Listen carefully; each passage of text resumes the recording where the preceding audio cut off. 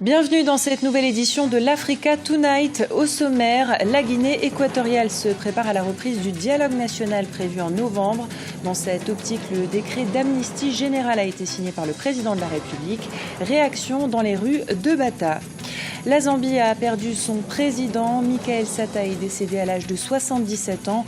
L'intérim est assuré par le vice-président Guy Scott avant l'organisation d'une élection présidentielle. Le Congo récompensé à Paris pour son engagement pour le développement des infrastructures. Le ministre des Grands Travaux, Jean-Jacques Bouillard, a reçu le prix lors des 8e rencontres internationales des partenariats publics-privés. Le Parti démocratique de Guinée équatoriale et ses adversaires politiques se préparent donc à reprendre les discussions. Un dialogue national est prévu en novembre. Afin de mettre en place un échange constructif, le président Teodoro Obiang Nguema Mbasogo a signé le décret d'amnistie générale. La population de Bata qualifie l'adoption de cette loi de geste positif. Correspondant sur place de Policarpo et Doumassa Nsege. Le gouvernement et l'opposition équato-guinéenne se retrouveront face à face dans quelques jours. Le dialogue national en Guinée équatoriale est l'occasion pour les politiciens d'harmoniser leur vision et idéologie pour l'avenir du pays. Afin de permettre la participation de tous les acteurs politiques, le chef de l'État a promulgué un décret d'amnistie générale à l'adresse de tous les opposants politiques, y compris ceux en exil. Une initiative saluée par les habitants de Bata. C'est une très bonne idée parce que ça permet à tous les Équato-Guinéens de se réunir pour le développement de notre pays. La politique, ce n'est pas bien de faire ça à l'extérieur. C'est mieux qu'ils rentrent, ils s'assoient ici, ce qui ne va pas, qu'ils s'arrangent avec le gouvernement. Les membres du CPDS, parti de l'opposition, valorisent la décision du président de la République. Néanmoins, la qualifient d'insuffisante. L'opposition demande au gouvernement la mise en place d'un médiateur. Aussi bien son acceptation d'organiser le dialogue national que l'amnistie qui a été demandée par l'opposition sont des pas qu'il faut considérer comme positifs dans ce que nous attendons. En précisant tout de suite après que ce sont des pas largement insuffisants par rapport à ce que nous souhaitons. Nous avons demandé à M. Obiang un médiateur parce qu'il ne peut plus être juge et partie dans ce dialogue. Rappelons que ce n'est pas la première fois que le chef de l'État équato-guinéen ratifie un décret d'amnistie générale. En 1993, le président Teodoro Obiang Nguema Mbasogo avait déjà signé ce texte qui permettait d'instaurer un multipartisme dans le pays. Il était surnommé le roi Cobra pour son franc-parler. Le président zambien Michael Sata est décédé à Londres à l'âge de 77 ans. Le chef de l'État était hospitalisé en Grande-Bretagne depuis une dizaine de jours suite à la dégradation de son état de santé. Le vice-président Guy Scott devrait assurer l'intérim avant l'organisation de l'élection présidentielle. Les développements avec Ibrahim Ndiaye. Une semaine après la célébration des 50 ans de son indépendance, le vendredi 24 octobre 2014, la Zambie vient de perdre son chef d'État, le président Michael Sata, âgé de 77 ans. Décès survenu selon les médias locaux dans la soirée de mardi à mercredi. Une disparition qui soulève plusieurs interrogations quant à l'avenir politique du pays. Son décès, 3 ans après son arrivée au pouvoir, plonge la Zambie dans une zone de turbulence et d'incertitude. Au plan politique déjà, son vice-président ne peut pas lui succéder parce que ses parents sont nés hors de Zambie et que donc il est d'origine écossaise. Donc ça pose déjà un problème. Ensuite, au sein de son propre parti, des manœuvres avaient déjà commencé, même avant l'annonce de son décès, pour savoir qui lui succédera. Donc là, on entre vraiment dans une période d'incertitude. Avec un régime politique stable et un taux de croissance économique annuel de plus de 7%, la Zambie fait figure d'exemple sur le continent. Pour certains spécialistes, le pays garderait le cap de sa croissance économique. La Zambie, qui était dans une situation économique plus ou moins stable, mais qui était travaillée par des problèmes de corruption et puis l'omniprésence chinoise qui posait problème à un certain nombre des Zambiens. Bien, tout cela risque effectivement de s'aggraver avec la mort du président, le temps de trouver son remplaçant.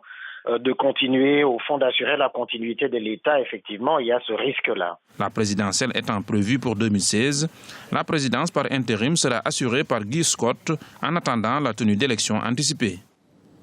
Au Burkina Faso, le mouvement de grève générale a été peu suivi ce mercredi. L'appel a été lancé suite à la manifestation de mardi qui avait vu des centaines de milliers de personnes descendre dans les rues. Ils protestaient contre un projet de révision constitutionnelle qui sera examiné ce jeudi à l'Assemblée nationale. Son adoption permettrait au chef de l'État Blaise Compaoré de se représenter à la présidentielle de 2015. Le résumé de la situation avec Aminata Diak.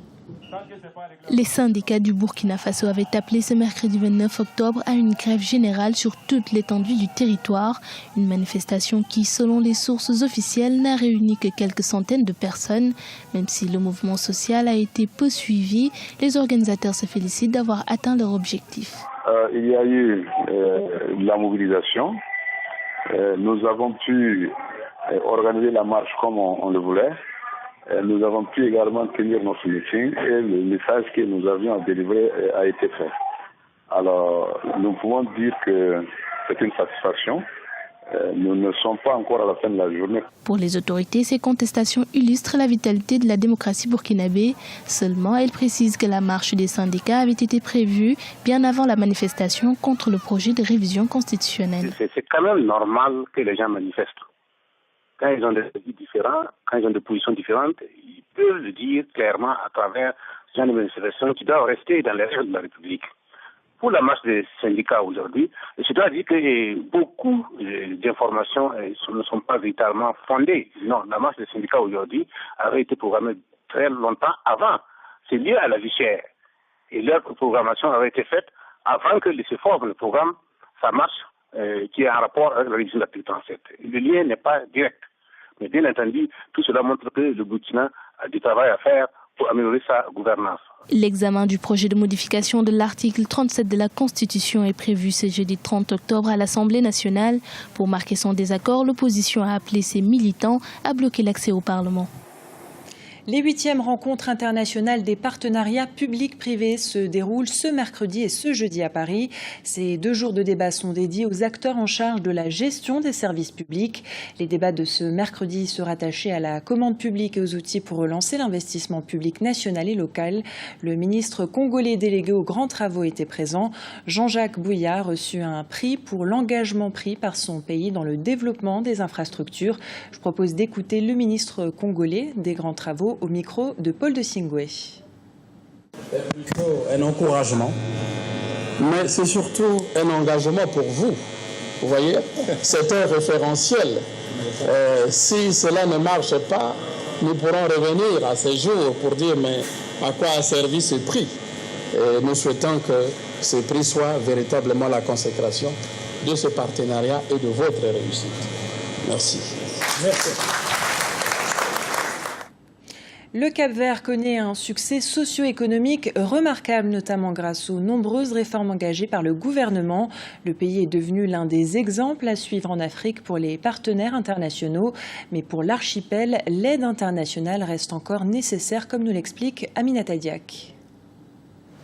Le Cap-Vert, un bel exemple des réussites africaines. Depuis 2007, le pays a quitté le groupe des pays les moins avancés, avec une économie principalement orientée vers les services, avec le commerce, les transports, le tourisme.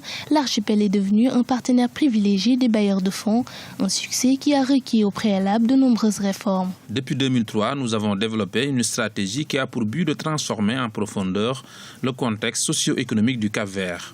Nous avons par exemple baissé la fiscalité pour les entreprises comme pour les particuliers, mais nous avons dans le même temps étendu l'impôt au maximum pour que tout le monde ait l'impression de contribuer à la marche du pays.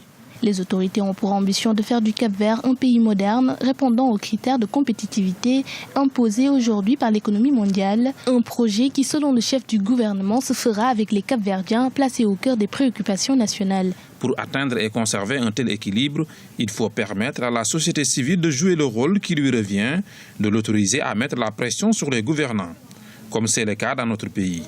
Notre vision en matière de développement est de faire du Cap-Vert un prestataire de qualité dans les services, d'abord dans le tourisme qui reste aujourd'hui le moteur de notre croissance, mais également dans la finance et les technologies de l'information et de la communication.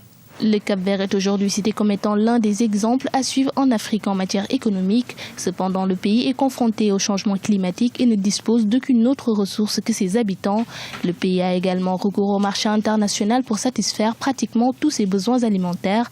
Pour exemple, seuls 4 des 10 îles de l'archipel peuvent soutenir une production agricole pendant les périodes de pluie normales. Ce journal a été réalisé par l'ensemble de la rédaction. Nous vous remercions pour votre fidélité. Dans un instant, une nouvelle édition de l'actualité sur Africa 24.